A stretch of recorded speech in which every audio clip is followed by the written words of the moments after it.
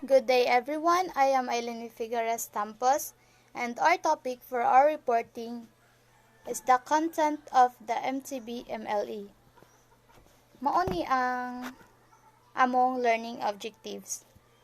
First one is understand the framework of the Mtb Mle. Second is gain deeper insight on the Mtb Mle curriculum. Next is draft a proposal on refinement or improvements of the curriculum. And the last one is suggest ways of integrating Mtb Mle issues into the curriculum. And I will report the first objectives. So, the Mtb Mle curriculum framework. So, when we say framework, it is used in any content that implies a means of organizing and managing content in a systematic ways. So, mura ni siya organizational chart wherein ang mga information were put together in each designated area to emphasize its content. And when we say curriculum framework as one of the responsible in regulating the content of the curriculum, so makita diri ang standards, directions, and parameters to fully understand the curriculum policies and practices.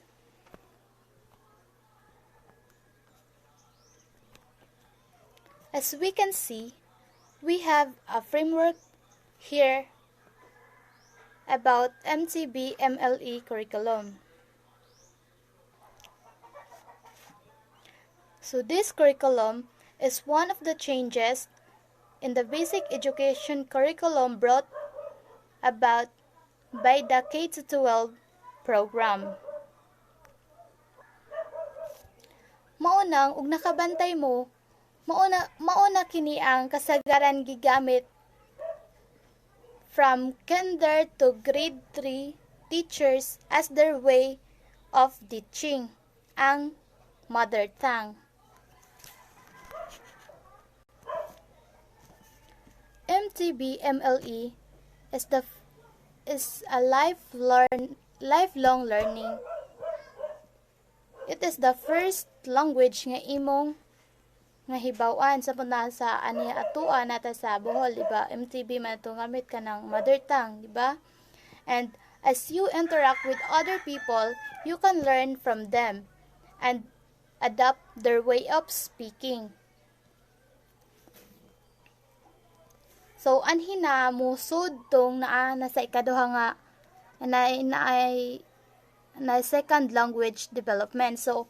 So anaman ta maka-adapta sa atong mga kastorya tahay nga na atong mga kaila maka-adapta sa ilang way of speaking.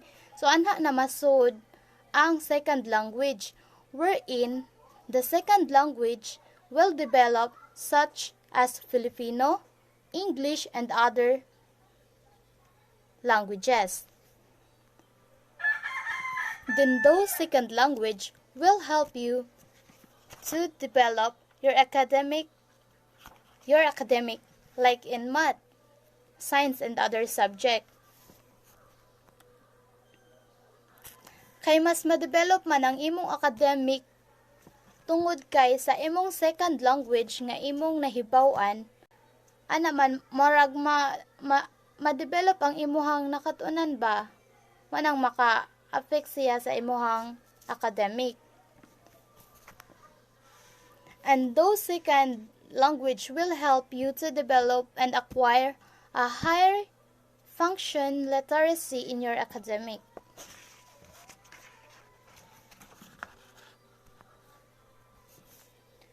Kaya as long as ang imuhang academic development kay nag-develop, then your cognitive development will also develop. Kaya makita man sa chart na cognitive development, connected na sila. Also, when we say cognitive cognitive development, it is a field of study in neuroscience and psychology. Maong dali na ka makaprocess og mga information, you can conceptualize resources, and solve problems easily. So anhi sa cognitive development, ang atong brain and thinking capacity will develop. So ani sa cognitive development, kung magkataas ang atong grado, magkataas usab ang atong nahibaw-an, in which you will master it. You will be creative and competent in an oral and reading, maong makagain ka og confident.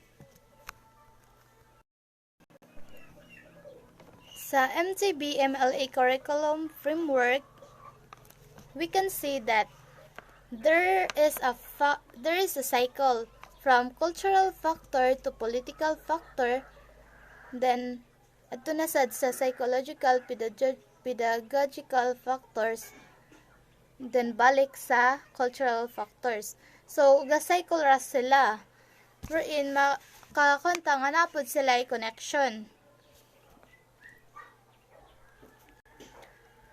For example, sa inyong cultural factors kay the way nga mo speak ka is Bisaya, then madani mo siya sa political sociological factors, then moadto na sad siya sa psychological pedagogical factors, then anha na mutatak sa imong huna-huna, then mo to nga mo connect siya sa anay nga naana sa sud sa kanang framework ana sa first language nimo katong imong unang nahibaw-an katong Bisaya tahay inza. Well, ga-interact ka sa ubang tao, mag-interact ka sa laing imong mga kaila, maka-learn ka mga kanang second language ka Filipino, English ingadto. Then kato mo connect na sad to siya sa academic development, then ato na sad sa cognitive development sa katao, then ato na sa mo result na siya sa kanang kinaobsan kanang learning outcomes. Kay kana silang tanan na sa sud sa framework na sila connections. Those assessment and feedback nga pagabuhaton, it will determine what is the level of your capacity to understand and to think logically and understand different informations. Mao na ang gitawag og kanang kinaobsan learning outcome standards. Kay ang result sa kanang ipangbuhat nato sa ibabaw ana sa ubos makita nato tanan ang overall result kanang learning outcome standards. And that's all for my part for our topic, the lesson 3, and the next objectives will be discussed by my group mate. That's all. Thank you. Good day, everyone. So, my name is Jan Vincent Ibanez, and I will continue the report of Ma'am Eileen about sa understand the framework of Mtb Mle. So, ang ako ang part is ang gain deeper insight in the Mtb Mle. So, matakal na to diri ang mga definitions o mga enumerations sa mga lugar nga nagamit og mother tongue. So, without further talk, ang atong i-define diri og unsa ang mother tongue. So, mother tongue means one's native language, the language learned by children and passed from one generation to the next. Like for example, kung asa ka nga lugar, unsa tong gitudlo sa inyuhang mga lulog-lula o lulog-lula pa jud sa mga lula ninyo, mao to siya'y ato ang mother tongue. Like for example, nako sa Bohol. So ang amo ang mother tongue diri, ang ato ang mother tongue mao ang Bisaya. So Cebuano. Then Language. So ang language mo ni siya ang expression of ideas by means of speech or sound combined into words. So ang language sad mo na sa language nato ma-notice or makuan ang tao. For example, natasaw sa kalugar niya kanang da nato ma-classify bitaw kung unsa na siya nga kano ba na siya or unsa ba na siya nga unsa ba na siya unsa nga klase nga tao or something asa gikan nga country ma-notice nato or something ilan nato nga ay kana siya Chinese okay tungod sa iyang language nga gigamit. So bilingual, the use of two language. So first ang tao nga magamit og duha ka language itawag na siya og bilingual. For example, ang first kay na mother tongue niya kay kanang for example mo eskwela na ta kay maka-learn naman ta ana og new language like for example Filipino nga subject which is general na siya nga language sa Philippines. So da na kay duha kagamit na kang duha. Then diversity, the inclusion of different types of people in a group. Then literacy, the ability to read and write. So ang katupong mga tao nga kanang dili ka mauog, dili pod kasabot or dili sila ka basa para makasabot ha. Dili makabasa og makasulat, mao to sa lagi tawag og illiterate. So language, a system of conventional spoken, manual, or written symbol by means of which human beings, as members of a social group and participants in its culture, express themselves. Like sa akong giingon ganiha, for da nato recognize kung unsa na siya nga unsa iyahang nationality, asa na siya nagikan tungod sa ilang language nga gigamit. Then UNESCO. So saan siya ka? Ang UNESCO sa siya ka organization nga kanang nag-aim nga mag-promote og peace and security through international cooperation in education, sciences, and culture. So nani siya tulo ka principles of education in multilingual world. Itong basahon ng first. First is supports mother tongue instruction as a means of improving educational quality by building upon the knowledge and experience of the learners and teachers. So muna siya first and followed by 2. Supports bilingual and or multilingual education and all levels of education as a means of promoting both social and gender equality and as a key of element or linguistically diverse societies. 3. Supports language as an essential component of intercultural education in order to encourage understanding between different population groups and ensure respect to fundamental rights. So ang UNESCO mo na siya organization nga nag-unite bitaw sa tibuok kalibutan nga mag-support nga mag-unite. Support nga mag-unite na siya. So, ako may purpose dahil aning Mtb Mle dahil.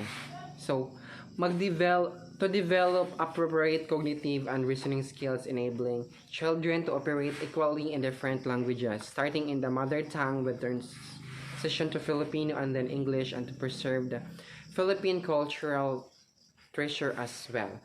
So, ang purpose sa Mtb Mle, mao na siya ang pag-preserve sa atuang mga mother tongue. Like for example, dapat gyud na siya na-implement, bisan og kay bawa na ka sa imong language, na merong language nimo, mother tongue, from grade 1 to grade 3, dapat gyud na siya nga kanang tawag ani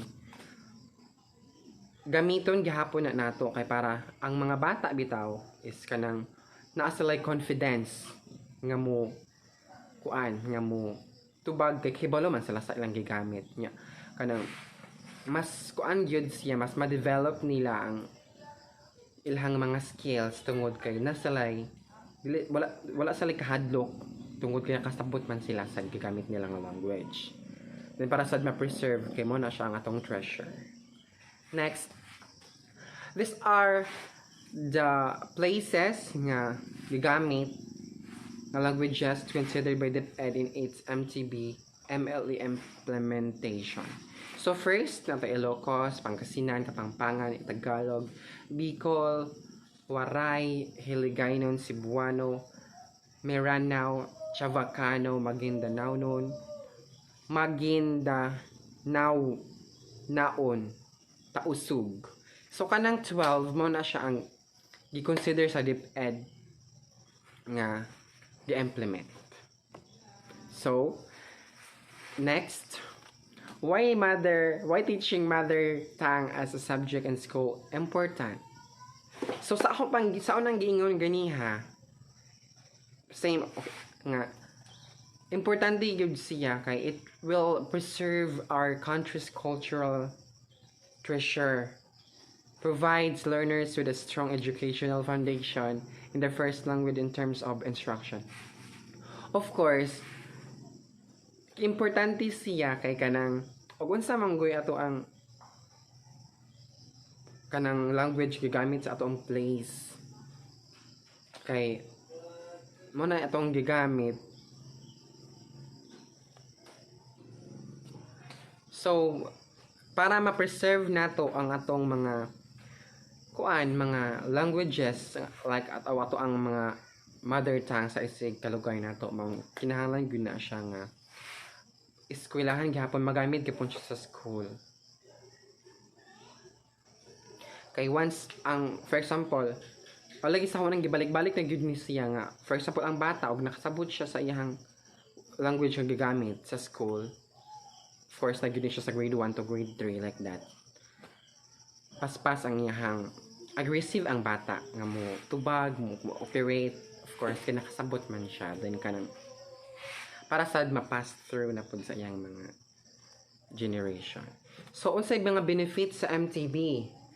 So tungod kay kamauan naman sila sa school, makakuan man sila, makasabot, so maka-reduce ta og dropout, maka-reduce pud ta og repetition, kay dili man sila maka-drop out, of course dili sila magbalik-balik sa school, kaya mo proceed naman sila og lain nga level. Children are attending school, okay, kay dili naman sila mahadlok mo nang sila mo absent kay mga lesson in tao, makasabot ra sila kay ang ilang mother tongue may gigamit nya. Children are learning, of course, parents and community are involved. So Mtb Mle is not, or if Mtb is not used, so for example wala siya gigamit sa schools, so maka loss of confidence of students in themselves as learners. O katong uban nga kanang bitong hina og kanang mga dili man good kanang ang tao pare-pareha og mga brain or something, pareha og kakayahan sa pangutok, di ba? Naipaspas makasabot, na uban nga magsalig rigid pod sa katong unsa tong mother tongue nga gitudlo pod sa ilang parents. Nya once dili sila maka-adapt sa gigamit nga language sa school, so of course wala sila kaayo confidence man maglamhilom, mamurog mga burong ang mga bata, kamerang scores kay wala nakasabot nana. Nya inability to learn the official school language well. So gamay ra po ilahang ability nga maka-learn sa mga language kung katong mga hinay og mga hinay og panabot. Nya high repetition and dropout rates. So kani siya case to case na ni siya kay peras na lang tong murag paspas, pero sa katong dili mas daghan man jud ang dili mo kay di makakuan kaayo o nang high jud ang repetition and dropout rates. Alienation from heritage language and culture from parents and community.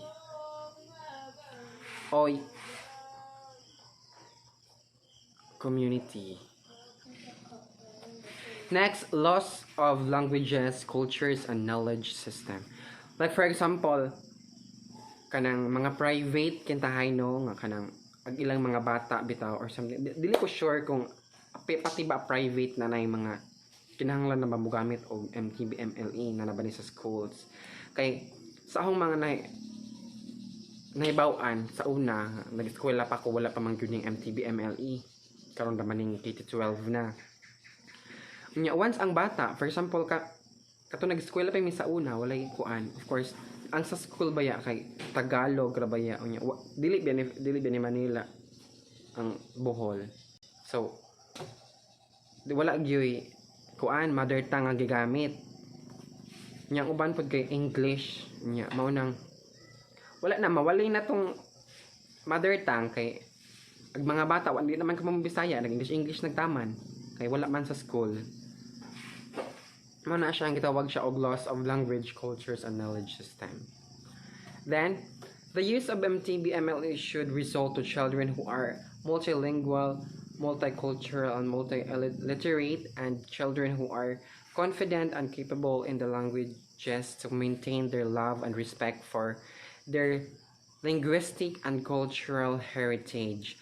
Yes, of course, dapat jud nga kanang ihag nato ang kuan ato ang mother tongue and be proud kay of course umato ka dito sa kanang umato ka sa laing lugar makuan biya ka for example ang Bohol kay aho ang adyo mga like that mga gahi ug kanang mga words mga gahi ug mga kanang for lain biya ta og mga makuan man good ma-recognize bitaw ka nga uy taga kuan din ni siya kay ang inistoryan kay gahi unya mo na dapat ilaw na nato to na siyang dawaton bitaw nga sabi kay kuan di na ka mag English na kagayo dito kay di ka mo angkon nga taga Bujol ka di ka ganahan sano sana saba unya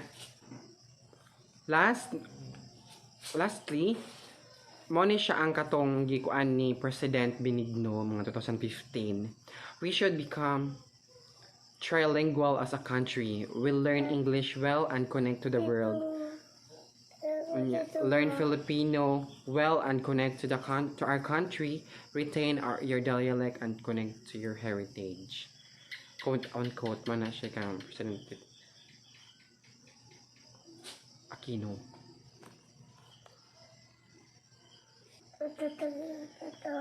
Ang continuation ani si ma'am na po yung magkuan. That's all. Thank you. Good morning everyone. So ako si John Vincent Ibanez. So ako lang i-continue ang report ni Ma'am Rochelle Valiente kay kanang hinay og signal sa ila sa Alicia then dili siya maka PowerPoint. Na siya report niya ilang video pero na siya yung mga papers nga gi-show. Then ako lang na siyang i-attach later. Ang akong buhaton karon is ako lang mong tagaan sa overview sa iyang report nga makita ninyo ang PowerPoint. So, ang report ni ma'am is all about sa benefits sa Mtb Education. When curriculum content is presented in an unfamiliar language, an enormous amount of time must be spent first teaching children to understand, speak, read, and write language 2 or a foreign language, something that is extremely difficult and wastes valuable years in the early grades that could be spent learning to read and learning academic concepts and learning 1. So, ang benefit nato sa kanang mother tongue is more on makasabot gyud ang mga bata sa grade 1 hangtod grade 3 kung gamit na siya kay once adto ta dito mo dito sa kanang second language na to og katong third language na so ang mga bata dili din maka-catch up kay of course lahi naman siya nga language nya wala man sila naanad. Wherever children who cannot understand the language used in the classroom are unable to demonstrate what they know, ask question and participate. Okay kanang kuan man kanang dili man ilahang language nga mother tongue ang gigamit sa schools kung wala ang mother tongue maulaw sila or something kay ang uban kay wala kaayo nakasabot sa topic ana nya maulaw pud sila mangutana kay basig sayop sila nya maulaw sila kay basig wrong ang language nga ilang magamit o nang Then inapot diri ang in contrast, providing children with an opportunity to learn a language they understand starting on the first day of school confers significant advantages for the education system, teachers, parents, and students. Key benefits of Mtb Education include the following. So, kani siya is overview lang ni siya o kanang PowerPoint lang niya akong i-show kay ang whole report gyud is kang Ma'am Richelle Valiente. Attached lang na siya. First, improves access to education. Children who understand the language of instruction are more likely to enter school at age appropriate times and attend school regularly. Moreover, they are less likely to drop out than those who receive instruction in a foreign language. Of course, kay mga ang MTB maka-improve just sa access sa education kay ang mga bata na naman sila makasabot man sila dito so kay ang gigamit sa school nga language is ang first language man ang mother tongue mo nang di sila mahadlok mo tubag, di sila mahadlok mo cooperate kay nakasabot man sila mong ma-improve ang access education. Next, improves reading and learning outcome. A recent review of research report on language and literacy concludes that becoming literate and fluent in one's first language is important for overall language and cognitive development, as well as academic achievement goal. Of course, kay kanang lagi sabot naman nila daan ang kanang words, word by word sa mga sentences, sa mga topics sa ilang teachers, mao nang mas ma-improve gyud kay sabot naman sila daan, mao nang improve. Facilitates learning a second or foreign language. Mastering a first language and core learning concepts promotes general cognitive development that is needed to more easily and rapidly learn a second language. So, proceed ta sa next. So, di lang yan ako kuantanan kay ang mga kuan na lang, mag-enumerate na lang ko diri. So, atong balik ko no ang katong mga benefits. First, katong improve access to education, napoday improves reading and learning outcomes.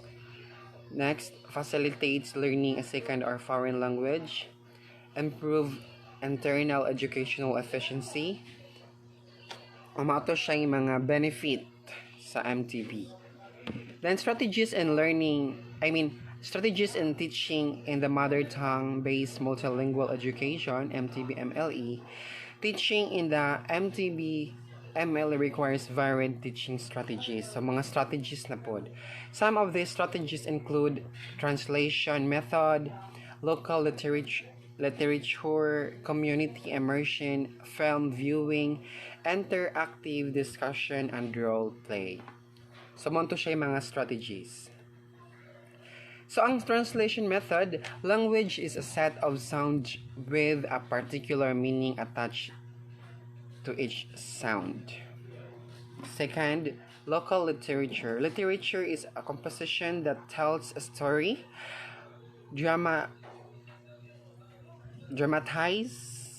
a situation, expresses emotion, analyzes and advocates ideas, shaping one good and values by clarifying on identities both positively and negatively. Third, community immersion. Community immersion enables one to know experiences, to feel the problems, the frustration, the needs, the capabilities, the interest, the aspirations, and the dreams of the group of people with whom he or she lives. So, muna siya community immersion. Film viewing. Teaching through movie is like the ordinary lecture method, but only one presentation and analysis of that activity that makes it livelier. So, kanang mga mag-film showing sa schools, mo ni siya, mo din ni, okay. 5, role play simulation games. It allows players to set some of their own goal using data they have collected and the framework of the game to guide them. 6. Interactive discussion. The small group can be used for several kinds of discussion and the types of learning activities. So, mato siya mga strategy sa kanang Mtb Mle. Itong balik ko no, transition method, local literature, community immersion, film viewing, interactive discussion, and role play.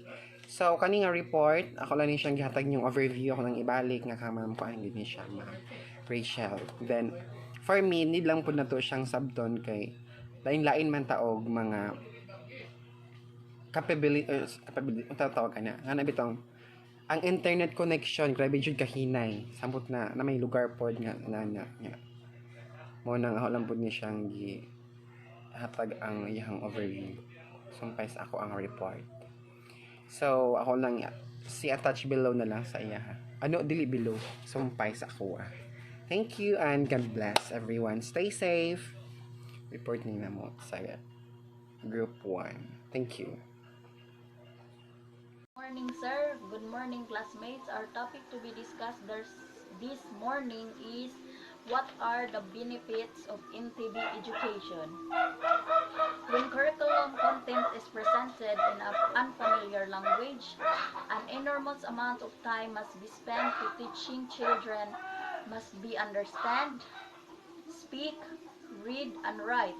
The first benefits of education is improved access to education. Children who understand the language of instruction are likely entered. Number 2, improved reading and learning outcomes. Being literate and fluent in one's language is very important in cognitive development. Number 3 is facilitates learning second foreign language, because language and reading are closely related. Number 4 is improve internal educational efficiency. Mtb education is more cost-effective than a monolingual of educations. Next is strategies in teaching Mtb Mle. First strategies is translation method. A language is a set of sounds, which particularly meaning of sounds. Because of this, linguistics believe that all culture, all human groups have a language is unique to each group, but should not be considered as inferior or superior to others. Number 2 is local literature. Literature is a composition that tells stories. Number 3 is community immersion.